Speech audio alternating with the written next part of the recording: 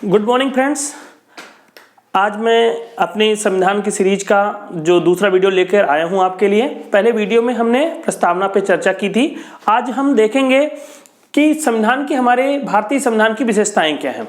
मैं कुछ बिंदुओं पे भारतीय संविधान की विशेषताओं पे चर्चा करूंगा जो आपको भारतीय संविधान की एक समझ विकसित करने में बहुत हेल्प करेगा, और जब भी हम उसके प्रावधान आगे पढ़ेंगे अलग अलग भागों में तो और स्पष्टता से समझ में आएगा। चलिए शुरू करते हैं। तो भारतीय संविधान की अगर विशेषताओं को बात करें तो सबसे पहली विशेषता है इसके लिखित संविधान। अगर हम ये कहें तो बहुत सारे संविधान ऐसे होते हैं, खासकर ब्रिटेन को कहा जाता है कि अलिखित संविधान है। ब्रिटेन के विपरीत भारत का संविधान लिखित संविधान है, यानी हमने अपना एक संविधान निर्मित किया है और उसको अंगीकृत करते हुए, अधिनियमित करते हुए आत्मार्पित कर दिया है, और हमारा पूरा शासन व्यवस्था उस लिखित संविधान से ही गाइडिंग करती है, जो कि हमारे देश का सर्वोच्च कानून है। इस क्रम में दूसरा हम देखें तो दूसरी विशेषता है विस्तृत संविधान। भारत का संविधान किसी विश्व में सबसे विस्तृत लिखित संविधान माना जाता है। भारत के अगर हम बात करें तो इसमें 22 भाग हैं और 395 अनुच्छेदों का वर्णन जब संविधान निर्माताओं ने हमारा संविधान बनाया था तो प्रावधान किए थे। हालांकि इसमें कई संशोधन होते गए और कई विस्तार होते गए हैं, लेकिन अगर आप संख्या के दृष्टि से देखेंगे तो आज भी उसके 22 भाग और 395 अनुच्छेद ही हैं, उसमें जबकि सब क्लॉज जोड़े गए हैं। तीसरी व्यवस्था, हम अगर संविधान की विशेषताएं देखें तो तीसरी विशेषता हमारे भारतीय संविधान की है, वो है संसदीय शासन प्रणाली। इस रूप में देखें तो मुख्य रूप से शासन की जो प्रणाली होती है उसको हम दो रूपों में देखते हैं। एक अध्यक्षात्मक शासन प्रणाली कहते हैं, जो अमेरिका जैसी व्यवस्था है, जिसमें जो राष्ट्रपति होता है वो कार्यपालिका का प्रधान होता है और एक निश्चित कार्यकाल के लिए डायरेक्ट प्रत्यक्ष रूप से चुना जाता है। इसके विपरीत हमारी जो व्यवस्था है, हमारे यहाँ संसदीय शासन प्रणाली लागू है, जो ब्रिटेन के शासन प्रणाली से प्रेरित है, हमने उसको अपनाया है। इसमें जनता के प्रतिनिधि निर्वाचित होते हैं जो संसद में जाते हैं, और संसद में जिस पार्टी का दल का बहुमत होता है वो फिर कार्यपालिका का गठन करती है। तो इस प्रणाली को हम संसदीय शासन प्रणाली के रूप में कहते हैं, जो कि हमारे भारतीय संविधान की एक प्रमुख विशेषता है। इसके बाद देखें तो चौथी व्यवस्था के अगर विशेषताएं देखें तो ये है भारत का संघवादी शासन व्यवस्था। संघवादी शासन प्रणाली ऐसी व्यवस्था को कहते हैं जिसमें कम से कम 2 स्तर की सरकारें स्वतंत्र रूप से एग्जिस्ट करती हैं, अस्तित्व में होती हैं। इस रूप में देखें तो भारत का जो संघवादी शासन प्रणाली है वो अमेरिका से मिलता जुलता है, ब्रिटेन से नहीं। ब्रिटेन में एकल शासन प्रणाली है, जबकि अमेरिका एक संघवादी शासन प्रणाली है, उसको हमने अपनाया है। हालांकि हम अगर देखें संविधान में तो संविधान में भारत को राज्यों का संघ बोला गया है। इस रूप में यहां यूनियन शब्द का प्रयोग किया है, लेकिन अगर उसको हम फेडरल शब्द का प्रयोग नहीं किया है, लेकिन वो यूनियन शब्द भी संघवादी शासन प्रणाली की है, क्योंकि हमारे प्रणाली की संघवाद की भी कुछ विशेषताएं हैं, इसलिए हमने फेडरल शब्द यूज करने के बजाय यूनियन शब्द यूज किया है। और इसमें आप देखेंगे संघवादी शासन प्रणाली में कि 2 स्तर की सरकार है, एक हम जिसे केंद्रीय सरकार कहते हैं, दूसरी विभिन्न राज्यों की राज्य सरकार। और संघवादी शासन प्रणाली इसलिए भी लाया जाता है भारत जैसे देशों में जहां भौगोलिक रूप से देश बहुत बड़ा होता है, जिसमें धर्म, जाति और करके बहुत सारी विभिन्नताएं होती हैं। तो ऐसी शासन प्रणाली उन अपेक्षाओं को, जहां अनेकता होती है, उनमें अपेक्षाओं को सही ढंग से रिप्रेजेंटेशन देने के लिए संघवादी शासन प्रणाली को अपनाया जाता है, जो कि भारत में किया गया है। पांचवा अगर हम प्रावधान देखें, पांचवी विशेषताएं हम अपने भारतीय संविधान की देखें तो इसको कठोर एवं नम्य यानी रिजिड एवं फ्लेक्सिबल संविधान के बीच का सम्मिश्रण बोला गया है, समन्वय बोला गया है जो भारतीय संविधान को। अब हम कठोर और नम्य से समझते क्या है, इसका तात्पर्य कठोर और नम्य को संविधान की संशोधन की प्रक्रिया से समझा जाता है। संविधान की संशोधन की प्रक्रिया अगर सरल है, बहुत ज्यादा सरल है, तो ऐसे संविधान को नम्य संविधान कहते हैं। दूसरी तरफ यदि संविधान संशोधन की प्रक्रिया कठिन है, जैसे अमेरिका जैसे देशों में, तो उसको कठोर संविधान माना जाता है। इसके बीच में हमारे भारतीय संविधान की विशेषता यह है कि यह कठोर और नम्य दोनों की विशेषताओं को सम्मिलित करता है, समावेशित करता है। अर्थात यहां पे जो संविधान संशोधन की प्रक्रिया है, कुछ प्रावधान इसमें बहुत ही साधारण बहुमत से संसद में पारित होते हैं, संशोधन कर दिए जाते हैं, जबकि इसके विपरीत कुछ प्रावधान ऐसे हैं जिसमें विशेष बहुमत की आवश्यकता होती है संशोधन के लिए। साथ ही कुछ विशेष और अत्यंत महत्वपूर्ण प्रावधान ऐसे भी हैं जिनमें संशोधन के लिए संसद को न केवल विशेष बहुमत से उसे पारित करना पड़ता है, बल्कि राज्यों का उसमें मत भी या बहुमत भी, उनकी सहमति भी आवश्यक होती है। तो इस रूप में हम देखते हैं कि तीनों तरह के प्रावधान हमारे संविधान में, अर्थात हमारा संविधान कठोर भी है और नम्य है, इन दोनों का सम्मिश्रण है। चलिए अगली व्यवस्था देखते हैं। अगली विशेषता है संसदीय सर्वोच्चता वर्सेस न्यायिक सर्वोच्चता। संसदीय सर्वोच्चता से तात्पर्य है कि जहां पर संसद ही सर्वोच्च रूप से प्रयोग करती है, सारी शक्तियां संसद में निहित होती है और न्यायपालिका संसद द्वारा बनाए हुए कानून को चुनौती नहीं दे सकती है। और इसका बेहतर उदाहरण है ब्रिटेन, जहां पे संसद सर्वोच्च है, वहां पर संसद द्वारा बनाए कानूनों को न्यायालय में चुनौती नहीं दी जा सकती है। दूसरी तरफ हम देखें न्यायिक सर्वोच्चता, तो ये अमेरिका जैसे संविधान या अमेरिकी संविधान प्रणाली में न्यायिक सर्वोच्चता को वरीयता दी गई है।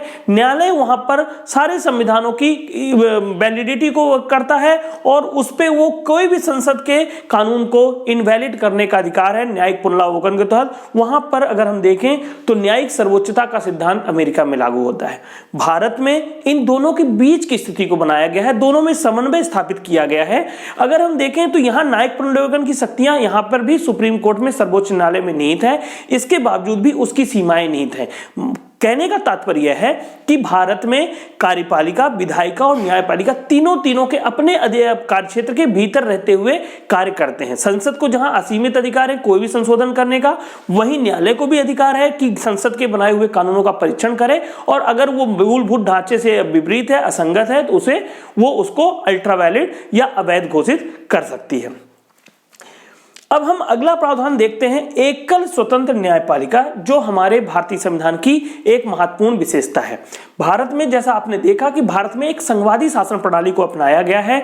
सामान्यतः संघवादी शासन प्रणाली में 2 स्तरीय न्यायपालिका होती है, जैसा उदाहरण अमेरिका का है कि वहां एक तरफ फेडरल की न्यायपालिका है जो केवल फेडरल संबंधित, जो केंद्रीय कानून है सिर्फ उनकी व्याख्या या उनके निर्वचन से संबंधित रहती है। दूसरी तरफ राज्यों की अपनी अलग न्यायपालिका है अमेरिका में और वो राज्य के कानूनों का इंटरप्रेट करती हैं और इस तरह दोनों न्यायपालिका अलग अलग होती है। उनमें किसी में उच्चता या हायरार्की नहीं पाया जाता कि सर्वोच्च और उसके अधीनस्थ का नहीं पाया जाता। इसके विपरीत भारत में संघवादी शासन प्रणाली अपनाते हुए भी हमने एकल स्वतंत्र न्यायपालिका को अपनाया है, यानी जिसके शीर्ष पे सर्वोच्च न्यायपालिका है, राज्यों के स्तर पर उच्च न्यायालय है और नीचे स्तर पे उसके सबऑर्डिनेट न्यायालय, डिस्ट्रिक्ट कोर्ट्स और अन्य न्यायालय हैं। इसमें जो तीनों तरह की न्यायपालिका हमारे सर्वोच्च न्यायालय और राज्य की हाई कोर्ट्स हैं, वो केंद्रीय कानूनों को भी इंटरप्रेट करते हैं और राज्य के कानून, दोनों के कानूनों से संबंधित वादों को वो देखते हैं। इस रूप में हमारे यहाँ एक यूनिटरी सिस्टम न्यायपालिका का बनाया गया है। इसके बाद हम देखते हैं धर्मनिरपेक्ष राज्य। ये भी एक बहुत महत्वपूर्ण, आज किसी भी आधुनिक शासन व्यवस्था की एक महत्वपूर्ण विशेषता होती है। भारतीय संविधान में भी धर्मनिरपेक्ष रूप को, इसको पहले तो शब्द में नहीं किया था, वास्तव में आपने देखा प्रस्तावना वाले एक वीडियो में कि हमने प्रस्तावना में 42वें संशोधन से धर्मनिरपेक्ष राज्य की हमने प्रस्तावना में इस शब्द को लाया था। धर्मनिरपेक्ष राज्य से तात्पर्य है सेकुलर स्टेट, ऐसा राज्य जहां पर कोई विशेष धर्म घोषित नहीं होता है और सभी धर्मों को समान रूप से वरीयता दी जाती है, समान उनसे दूरी बनाए रखी जाती है। तो भारत भी एक इस तरह का उदाहरण है और एक धर्मनिरपेक्ष राज्य है। अगर हम संविधान की अगली विशेषता की ओर देखें तो इसमें अगली विशेषता है एकल नागरिकता। एकल नागरिकता से तात्पर्य यह है कि जहां भी संघवादी शासन प्रणाली होती है, यानी 2 स्तर की सरकार होती है जैसे अमेरिका, वहां पे दोहरी नागरिकता का प्रावधान है। हर नागरिक एक तरफ वो अमेरिका यानी यूएसए का नागरिक होता है और दूसरी तरफ जो विभिन्न राज्य हैं उनका भी नागरिक हुआ, डुअल सिटीजनशिप की अवधारणा होती है, अर्थात वह राज्यों का भी नागरिक, अलग अलग राज्यों के संदर्भ में नागरिक होते हैं। इसके विपरीत भारत में संघवादी शासन प्रणाली अपनाते हुए भी इस तरह की व्यवस्था नहीं की गई है। हमारे यहाँ सिर्फ एकल सिटीजनशिप का प्रावधान है, अर्थात सिर्फ यहाँ पर भारत का नागरिक होना जरूरी है, किसी राज्य विशेष का नागरिक होना जरूरी नहीं है। इसी क्रम में अगर हम संविधान की अगली विशेषता की बात करें तो मौलिक अधिकारों की यहाँ पे स्पष्ट रूप से संविधान में कुछ विशेष अधिकारों को फंडामेंटल रूप से घोषित किया गया है।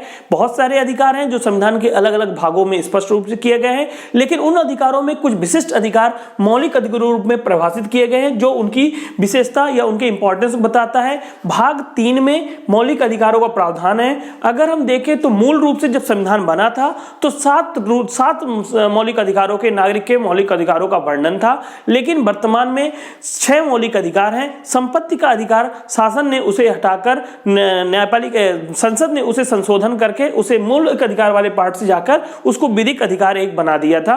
यानी वर्तमान में 6 मौलिक अधिकार हैं। और मौलिक अधिकार वो अधिकार होते हैं जो वास्तव में इनकी प्रकृति सामान्यतः नकारात्मक प्रकृति की होती है, अर्थात ये नागरिकों के कुछ अधिकारों को संरक्षण यानी प्रोटेक्शन प्रदान करने का कार्य करते हैं। ये मौलिक अधिकार भारत में अगर हम देखें तो अमेरिका के संविधान से लिए गए। अगर हम इसके स्रोत की बात करें तो अमेरिका के संविधान से मौलिक अधिकारों को हमारे संविधान में लिया गया है। इस क्रम में हम देखें तो संविधान की अगली विशेषता हमारी है नीति निर्देशक तत्व, जिनका उल्लेख भारत के संविधान में भाग 4 में उल्लेखित किया गया है। और ये अगर हम इनके स्रोत की बात करें या इनके इंस्पिरेशन की बात करें तो यह हमारे संविधान में आयरलैंड के संविधान से नीति निर्देशक तत्वों के कॉन्सेप्ट को लिया गया है और भाग 4 में विभिन्न तरह के नीति निर्देशक तत्वों को उल्लेख किया गया है। अगर हम इनकी प्रकृति की बात करें तो नीति निर्देशक तत्वों की प्रकृति ज्यादा सकारात्मक है। ये इनको न्यायालय में आप अधिकार के रूप में वास्तव में दावे नहीं कर सकते, लेकिन ये शासन प्रणाली या राज्य के लिए वो लक्ष्य हैं या मूल्य हैं जिनकी तरफ जाना है, जो नागरिकों को कुछ अवसर उपलब्ध कराने की बात करते हैं। एक सुव्यवस्थित एक सुशासन राज्य स्थापित करने के लिए इन निर्देशक तत्वों पर कार्य करना बहुत जरूरी है। अब हम अगली विशेषता की ओर बढ़ते हैं और यह है मौलिक कर्तव्यों का प्रावधान। भारतीय संविधान में मौलिक कर्तव्यों की भी विशेषता है। अगर हम मूल रूप से देखें तो मूल रूप से जब भारतीय संविधान हमारा बना था उस समय मौलिक कर्तव्यों की कोई व्यवस्था हमारे संविधान में नहीं थी। लेकिन 42वें संविधान संशोधन द्वारा भाग 4 में ही एक का प्रावधान जोड़ते हुए भाग 4 का करते हुए इसको मौलिक कर्तव्यों को जोड़ा गया, जो नागरिकों के कर्तव्यों का उल्लेख करता है। हालांकि यह बाध्यकारी नहीं है, लेकिन तब भी यह कोई भी नागरिक के कर्तव्य उसके अधिकार कोई कर्तव्यों के बिना नहीं होता, अर्थात उसमें नागरिकों के कर्तव्यों से उनसे क्या अपेक्षा की गई है भारत के नागरिकों से एक देश और एक समाज के सदस्य के रूप में, इसमें मौलिक कर्तव्यों का वर्णन किया गया है। और यहाँ पे यह भी ध्यान रखना है कि स्वर्ण सिंह समिति गठित हुई थी।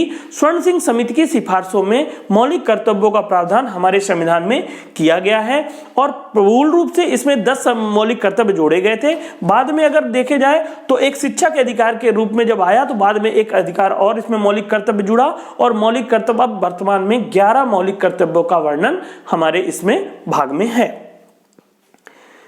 इस क्रम में हम संविधान की अगली विशेषता की देखें तो त्रिस्तरीय शासन प्रणाली हो गई है, अर्थात इसमें जहां केंद्र शासन और राज्य स्तर के शासन की व्यवस्था थी, वहीं इसमें 73 अमेंडमेंट यानी 73वें संविधान संशोधन द्वारा पंचायती राज और नगरीय निकायों की व्यवस्था की गई है, उनकी शासन प्रणाली की व्यवस्था की गई है और हमारा संघवाद द्विस्तरीय संघवाद से जाकर त्रिस्तरीय संघवाद की ओर बढ़ गया है, यानी 3 स्तर की सरकार इसमें सम्मिलित है।